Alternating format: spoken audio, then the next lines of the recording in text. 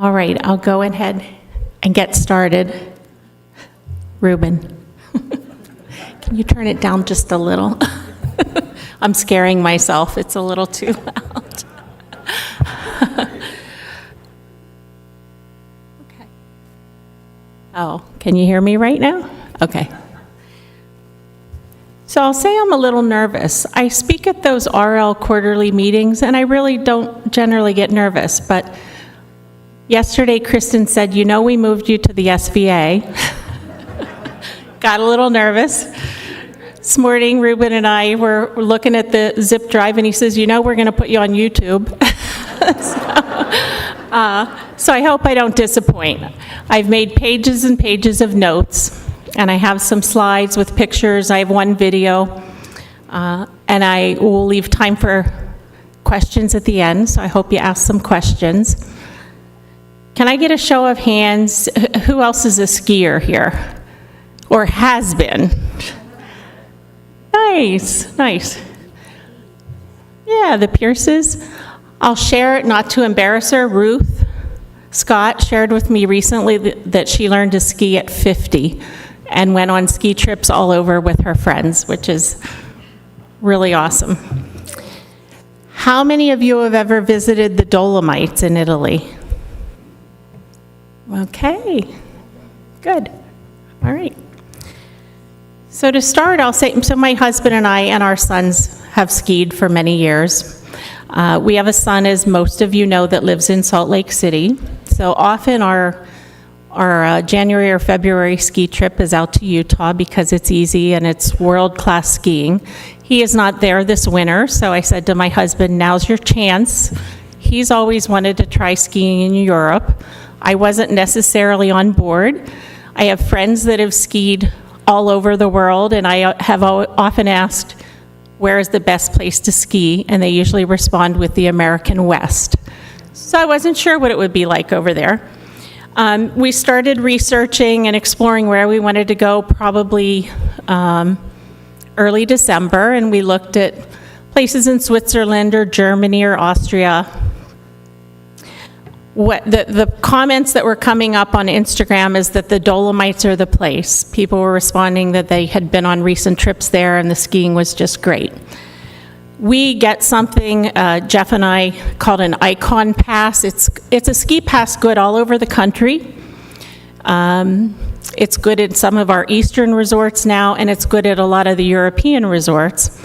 So we looked up the Dolomites, and sure enough, they were on our pass. So we proceeded with planning the trip. This is our first picture. This is taken from where we had breakfast in our chalet of one of the peaks. This is the first day. It was snowing a bit, so the visibility is not great. There was the next day. The sun was out. Just a little about the Dolomites. They're a UNESCO heritage site. I didn't know a lot about what that meant, so I did some looking on the internet. They've been a heritage site since 2009. There are about 1,200 UNESCO heritage sites across the globe. The criteria they look at are places of exceptional natural beauty, outstanding universal value. They must have a cultural or natural significance that transcends national boundaries and is of common importance to present and future generations. So those are some of the criteria they met. Just to give you an idea of some of the sites in the U.S., we have places like Yellowstone, Yosemite, the Grand Canyon that are all UNESCO sites. Also a little closer to home, we have the Statue of Liberty and Independence Hall.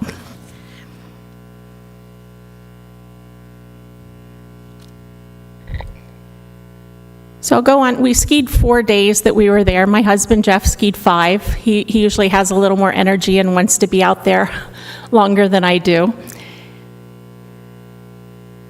We skied at a place called Super Ski Dolomiti. So it's a collection of resorts that are connected by chairlifts and gondolas and trams.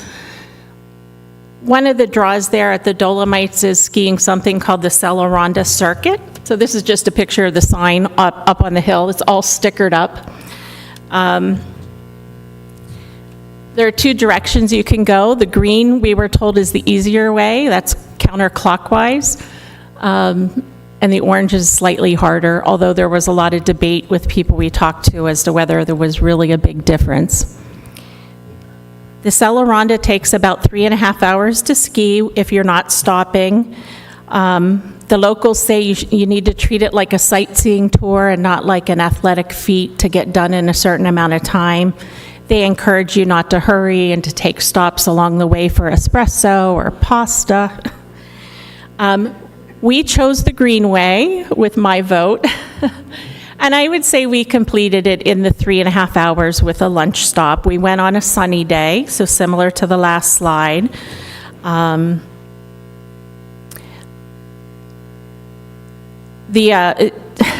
was I going to say here? There are some differences in skiing in Italy from the US, so I'll just share a couple of those. There's no real ski patrol there. You can get help. I guess you would contact the lift operator if you had something, because we saw evidence of a little help with snowmobiles. But when you ski in the US, you have ski patrol actually skiing on the mountain with you, and they get alerted if you have an emergency. They don't do that so much in Italy. They have people who operate the gondolas and the lifts, but there's no extra staff controlling the line. So lines to get on the lifts and gondolas were just kind of a mass of people funneling in. When you ski here, we generally employ a couple people and we rope off areas and the line's a little more orderly. The lines varied a lot. There were lifts to get on that had no line, and then there were some that had 100 people just pushing forward. Italy has what they call, and I apologize, I don't know all these Italian words, but they call it piste or off piste, which is trail or off trail. There's no encouragement to go off trail there. There was a report while we were there of a couple American skiers, of course, in Cortina skiing off piste and ending up needing help being found. So I think there were some fines given, and they were in the news. So, and that's different than here. If you're skiing here, American skiers like to go off trail and through the woods, and I guess just our personalities. I don't do that. Yeah, here's just some notes about the Sella Ronda, and here's the course around. So it's taking you around 3 peaks that combine to make up the Sella Massif. And again, we talked about the easy and the difficult way. It's about 27 miles total, about half of which is skiable. So half of the time you're on a lift and half the time you're skiing. Here, these are just some pictures from the Sella Ronda, stops we made.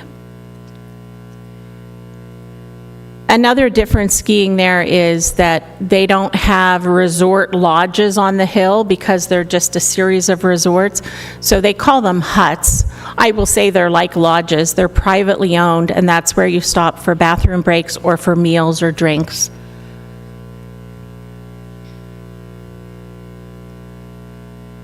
This is our lunch the day we skied the Sella Ronda, lunch and some drinks. We sat outside because it was nice and sunny. Little coffee there.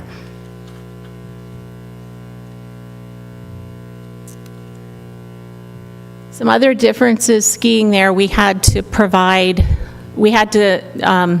purchase additional supplemental insurance, even though we have health insurance here.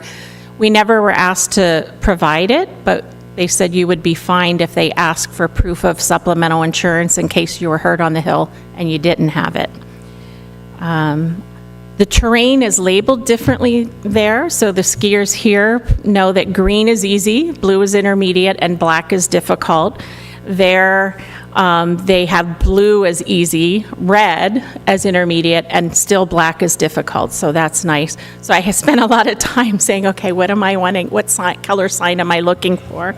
Because I'm a beginner intermediate. I did do a couple black runs, which surprisingly were doable over there. I would say their black runs are a little bit easier than what we have here in the American West. I don't know how to say that, après ski or after ski is very popular there. The chalet that we were staying at had a little bar a couple buildings away, and when we would come down from skiing, it was quite full with skiers still in their ski wear with the skis everywhere, enjoying some drinks. And if you waited just a little while, they were up on the tables dancing in their ski boots. But if you came back around dinner at 7 o'clock, the bar was dead. They had done their thing and left the bar. Some more. This is our last ski day, which was last Thursday. We got to whiteout conditions, which aren't my favorite. The snow got heavier, so we ended up at the top of the mountain, and I was needing to get down, and we missed signs a few times and ended up back at the top looking for the right signs. So the snow did get pretty heavy that day. I'll talk a little before I go into the Olympics, just about where we stayed and the popular foods there. I will say we stayed in a little village called Val Gardena in the Dolomites, and there are lots of villages dotted along there. You can take a free bus down the hill into other villages for shopping or eating or skiing. Pizza is very popular. Every restaurant we went to had 3 or 4 pages of different pizzas. I like pizza, but we got a little tired of it. They use a lot of their local game. Venison was often on every menu. Duck was on menus. Cheese is very popular. I don't think that's just for Italy. I think that's throughout Europe. Pasta is popular. The popular desserts seem to be tiramisu and panettone, which is kind of like a bready cake, which I brought samples of for afterwards. Donuts are the popular after-ski snack. There was a nice bakery in the village, and the lines of skiers as they came off the hill going in to get their donuts was long. I will say Val Gardena, as is true for some of the other villages in the Dolomites, is not far from some other country borders, Austria, Switzerland, Germany. So there's some food influence there. Almost every menu had goulash on the menu. There were some fondue restaurants. Didn't really get other international restaurants, didn't see any Asian restaurants or Mexican restaurants.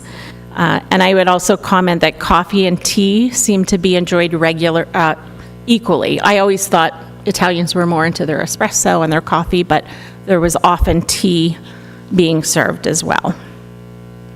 In our hotel, I would say we met, in our hotel and on the lifts and on the mountain, we met people from everywhere.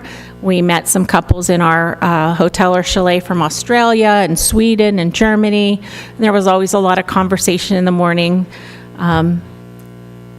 Most people seem to know multiple languages, but English, thankfully, was always one of them.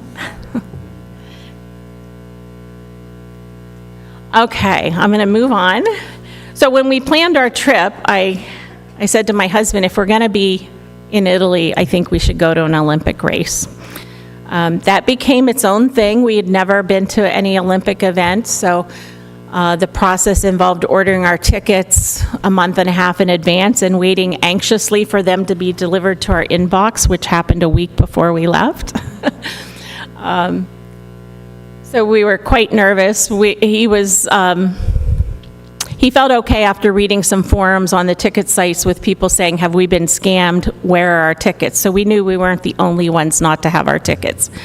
And then we needed to get a ride from where we were in Val Gardena to Cortina, which isn't far as the crow flies, but you need to get down your mountain, around, and up the other mountain. So it was probably an hour and a half by van ride. And we kept booking transportation, or I should say he kept booking transportation, and the next day in our email it would say, sorry, no availability. So then he'd search for another ride, and third time we confirmed, and that did work out. And the roads there are very hairpin, so not good if you get car sick, which thankfully I don't, but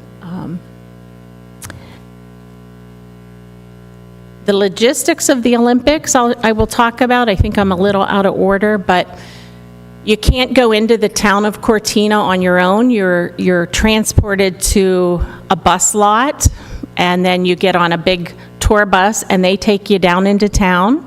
You have to show your tickets at this office in Cortina, and you get an Olympic hospitality bag because you bought tickets that had some electric hand warmers, a little Panettone, an Olympic pin. Then you walk back to the bus lot, and you get bused back up the hill to the bottom of the site of the event you were going to, and we were going to an alpine event. I have to say that sounds like a lot. It was all very smooth, very well organized. There were lots of people doing the same thing. And the town of Cortina was easy to navigate for us. So this is the first time the Olympics have been hosted by two cities. So it was hosted by Milan and Cortina. It was actually 7 different sites, which you can see here. So they spread all the events out. I think the bulk of the events were in Cortina and in Milan. This is the second time Cortina is hosted. They had the Winter Olympics there in 1956, and then again this year. The next Winter Games are in the French Alps, and I think it's sounding like they're going to host across multiple sites, a little bit similar to what Milan Cortina did. And then, of course, the games after that are in Salt Lake City. Just some other facts about the Olympics. It's 116 events across 8 sports. The 8 sports are listed there. Ski mountaineering was the new event this year. I didn't happen to catch any of that on TV. I don't know if anyone here did. So I don't know a lot about it. So I represent curling here. Whoops. Curling. Woo. A couple of sports. Ski cross is shown here. It's a racing event with 4 racers going down the hill. Just bragging on my kids here. So my kids are not Olympians, but I included their pictures here because one, my youngest here, used to compete in ski cross. And over here on the half pipe, I have my oldest who did some competing, and that's another Olympic event. So. These are some welcome banners in Cortina. I love the squirrel. So I just took a couple pictures of that. This is the Olympic flame. It's a little small to see there, but the flame's right in the center. And this is kind of in the center of Cortina, in a center square area with a church and a steeple, and there was a countdown clock for the Olympics. These are some ice sculpture Olympic flames that were actually not too far from where we stayed in a little village called Ordizai. The flame came through there as it did many of the villages on the way to Cortina. So just a row of some ice sculptures. Okay. So the Olympic event we chose to go to was the women's slalom, which was last Wednesday.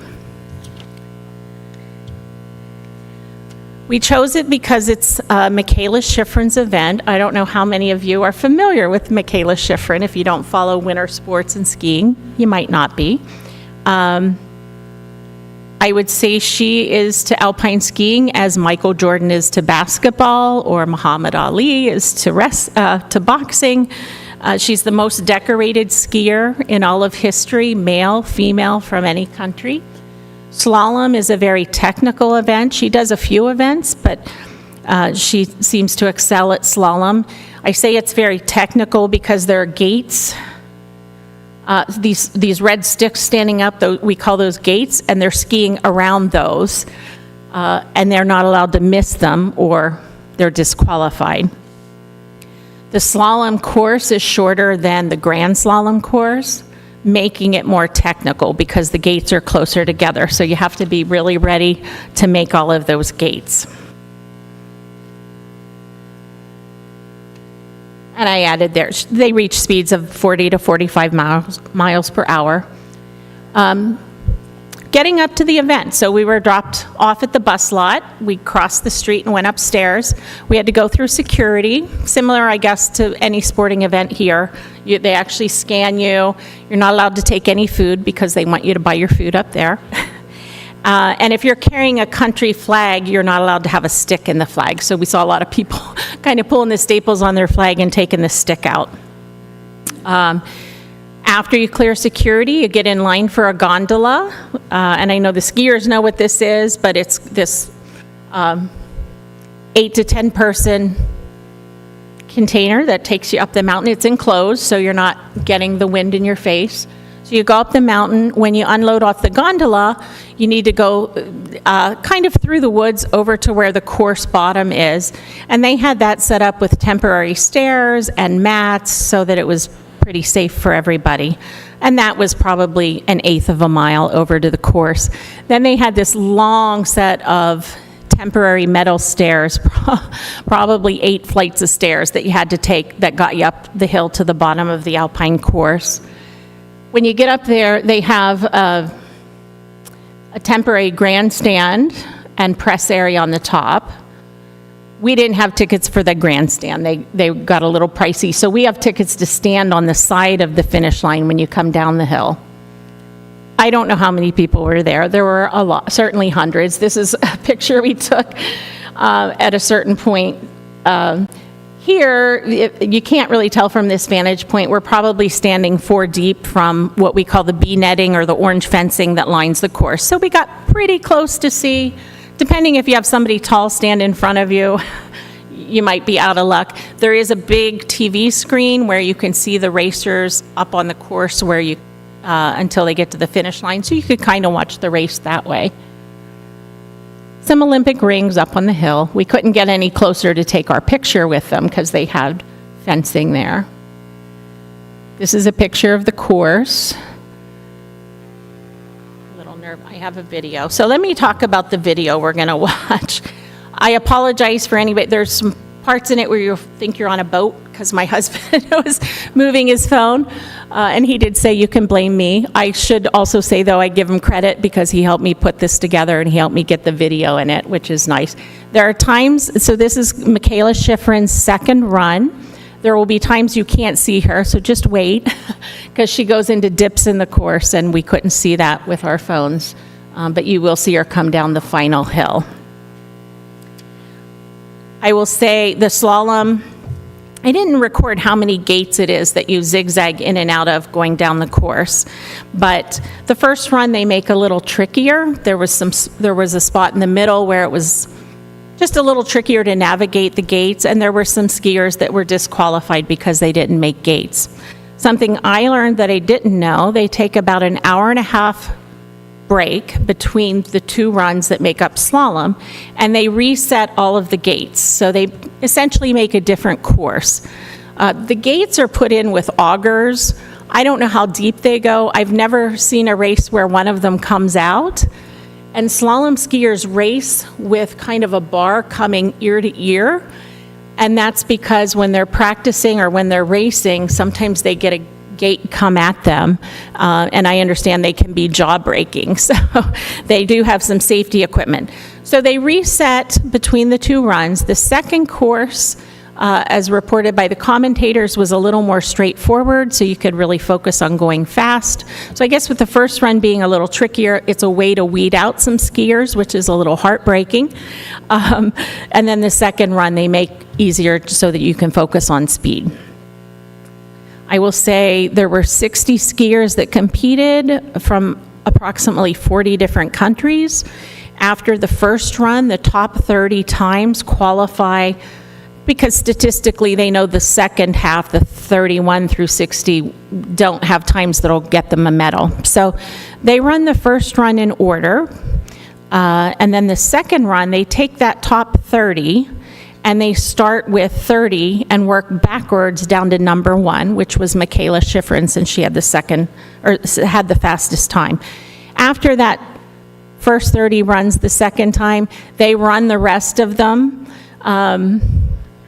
They just run them faster. They're not cleaning up the course as much in between. If there are ruts, they're not as focused on that.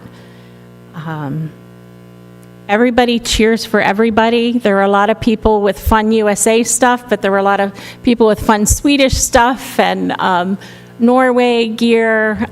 Some people get really into all the costumes and hats. But really, it was a nice atmosphere because everybody's supporting all the skiers. And there are skiers that get disqualified at the top, and you still need to ski across the finish line, and they were getting cheers for making it down the mountain. So everybody was really supportive. we had two commentators before the run and then in between runs. One was an American commentator, one was an Italian. You'll hear a little voice in the video, voices more from the Italian commentator. But one of the things they tried to highlight as skiers were practicing or as skiers were completing the course is where they went to school, where they train. Interesting to me is that so many skiers from other countries outside of the U.S. go to school here, train here. University of Vermont was mentioned multiple times, but then I know UC Boulder and University of Utah got some mentions. I will say, and I think the skiers can attest to this, if you ski in the American Northeast, it makes you probably a better skier everywhere because you're skiing in icy conditions and the snow everywhere else seems like a dream. So I wonder if that's why University of Vermont gets so much attention. Okay. This is a photograph of her first run, and she's right there, and that's approaching the finish line. One other thing I'll say before we go into the video. After her first run, she had a 0.82 second lead. And then she won gold by a second and a half margin. I think that sounds pretty close. My husband and I talked after, and we talked to our son who did the racing, and they were both saying that's huge. And I think they covered that on TV. That margin of victory is really significant in racing. And the seconds that separate the top skier from, say, the 20th skier, it's probably 2 seconds total. So there's not a lot of room for error, and we talked about the technicality of slalom. Okay.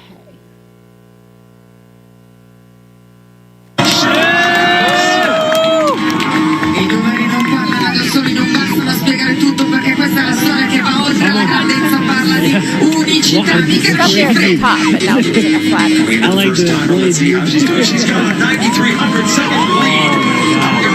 She's so fast. Tecnica completa, forza mentale, fuori scala, una fame di vittoria che non conosce tempo.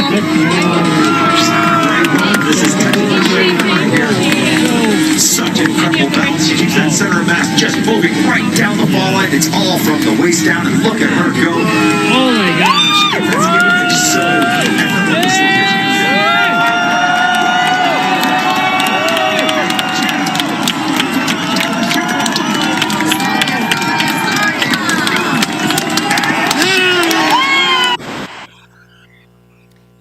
Now they're going to go. Medalist and Olympic champion representing the United States of America.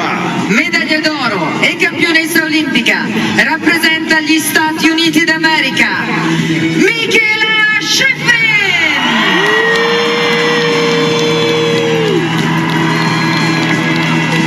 For the anthem of the United States of America. Signore e signori, se potete, per favore, alzatevi per l'inno degli Stati Uniti d'America.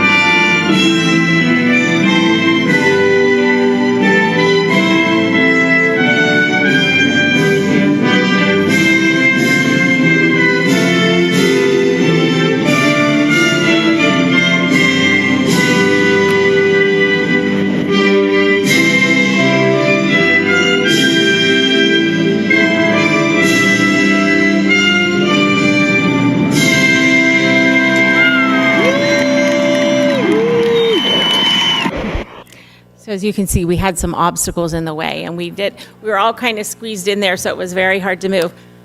My husband took that because he's 6'2", I think. I actually was leaned down between a couple of people where I could see through the fence, so. And just one last slide on her. Again, I had talked about how decorated she is. She has more than 100 World Cup wins, 3 gold medals. I think the next closest skier is probably at 70-some World Cup wins, so I wouldn't be surprised if her records hold for a really long time.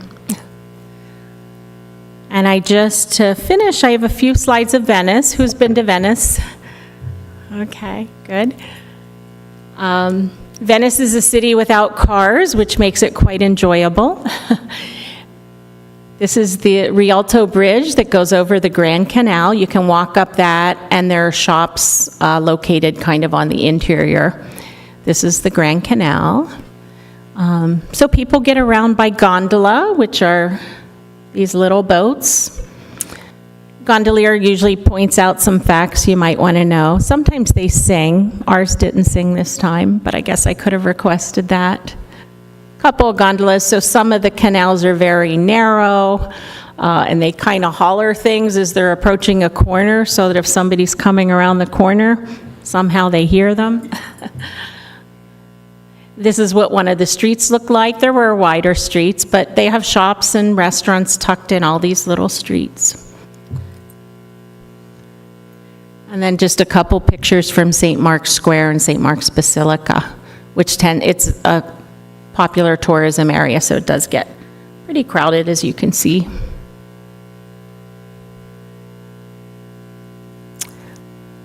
Does anyone have any questions? We have a microphone. Mary Lou?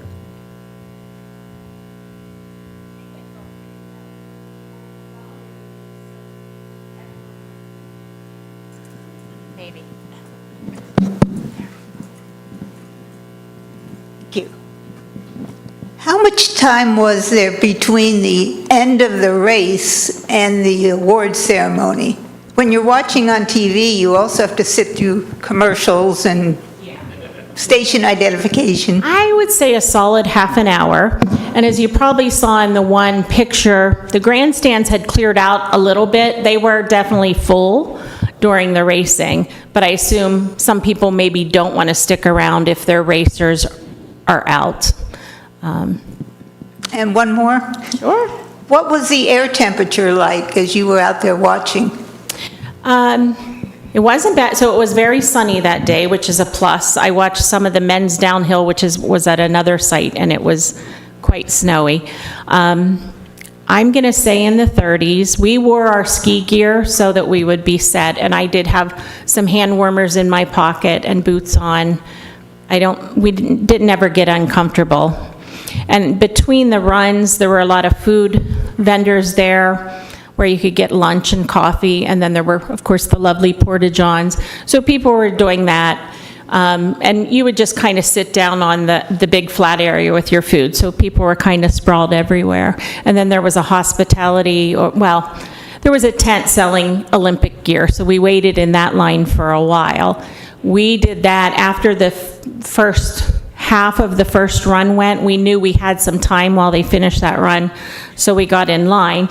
That was interesting in that, well, there were Americans in front of us, and then there was an American family behind us with hockey jerseys on with the name, I hope I'm going to say it right, Molzan.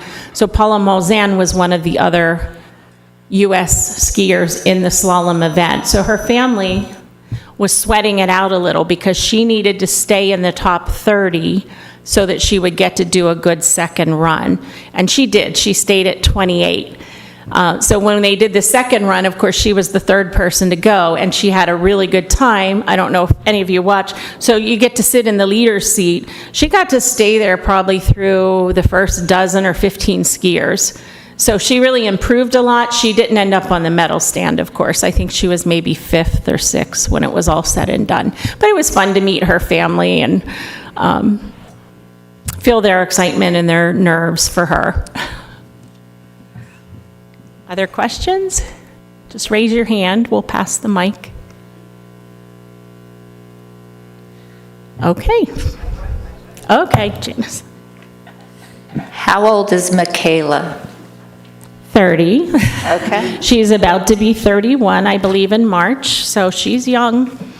Something else I was going to comment on. Because there's a lot of talk of this when they're interviewing different athletes. So a lot of the athletes who tend to live in America and maybe school in America ski for other countries. So there's some that are raised in the United States and ski for other countries.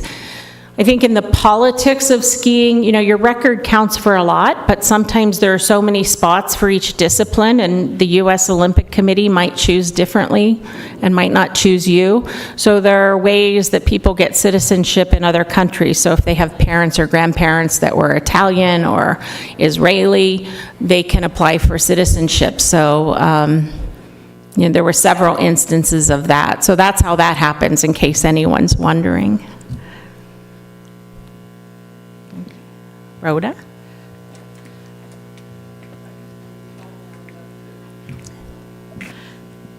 But then someone won't hear, and I want everyone to hear. I was wondering, do you and your husband and your sons cross country as well as downhill? We don't.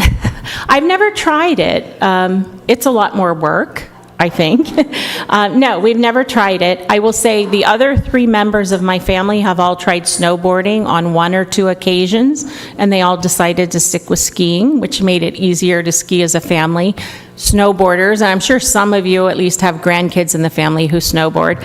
Often snowboarders, you know, you can't stop and stand there like you do on skis. You have to sit it down. So I know my younger son, who will ski with friends when he's home, says, oh, it's kind of boring because they have to sit. But no, we've never tried cross-country. I tried snowshoeing once, which is different, but also some work. Cross-country skiing is wonderful. I highly recommend I've heard. it. Great exercise, you right? go through the woods and I know. through the fields, and it's lovely. I believe you. But I wondered if you saw any of the skating, because I was interested in the young man from the U.S. Yeah, Virginia. Yes. We did not. So the skating events were all in Milan. We watched a little on TV, so the nice benefit of being there is you could watch it in real time. The downfall was that it was all in Italian. So unless they said the athlete's name, you weren't really sure what they were talking about. And we tried to fix the closed captioning on our TV to English subtitles, and it wasn't working. So I did not see the skate in which he fell. I would say I saw the ladies' long program, their second skate, so I got to watch that. A little curling, a little biathlon and cross country. Yes, we knew of a woman who lived in Lansdale, and she was Canadian, and she was very instrumental in getting curling into the Olympics. Oh. And she finally succeeded, and so we've followed that along. I feel like it's gained popularity Yes. in recent games. It's Yes. kind of a novelty to watch because Right. most of us don't know the rules. I Right. did learn that all the curling stones are made of Scottish granite. Right. I probably learned that watching the last Winter Olympics. And I do know we have some, Delaware Valley has some curling clubs because I had a friend try it once. Oh, great. Thank you. Yeah. Jean? How expensive is it to attend? That's a great question. So, I shouldn't touch that. Being novices, and not having bought these tickets, we got online and we looked. My husband would say, "These are the prices I'm seeing. Do you want the grandstand?" The grandstand was around $1,000 a person. I said, "Nope, I don't want that." The side of the finish line where we ended up getting our tickets was slightly over $400 a person to stand for multiple hours. I will say, I think there's a whole system to buying tickets. I've heard there's a lottery system that goes out a couple years before a games are held. I don't know about that because we did it pretty late. But what my husband said looking at tickets online is he ended up seeing tickets that were originally priced much lower than what we paid for the same ticket, and then some went higher. I think when you're over at the games, many of the people that have gone have tickets to several events if they got in early enough, and then if their team doesn't stay in it or their athlete doesn't stay in it, they sell them online. So what we heard up on the slalom hill that day was regarding men's hockey. Somebody behind us in line said he heard the tickets were up to $8,000 a person, and he was out. He said, I don't need to see the game in person that much. So, and I imagine both men's and women's hockeys were reselling for a lot of money. I don't know about the other events, the curling and biathlon, if those were priced similarly. I imagine, though, it's understandable hockey is very popular. Some of the alpine events are very popular, so it would stand to reason that they're a little more expensive when people are reselling. Other questions? Dick? We had our own alpine skiing here with Dave Greason, and we were free. Yeah, good. The scenery wasn't as good. Uh-huh, yeah. We didn't have any accidents. Good, I'm glad. We were Good. All right, what else? All right, so I will share, I brought a couple Panettones back from Venice, which are kind of a sweet bread-like cake. I cut them into fairly small pieces, not knowing the count, so I hope everybody can enjoy a piece on the way out. Janice is going to help me put pieces on plates for those of you interested. And thank you for coming.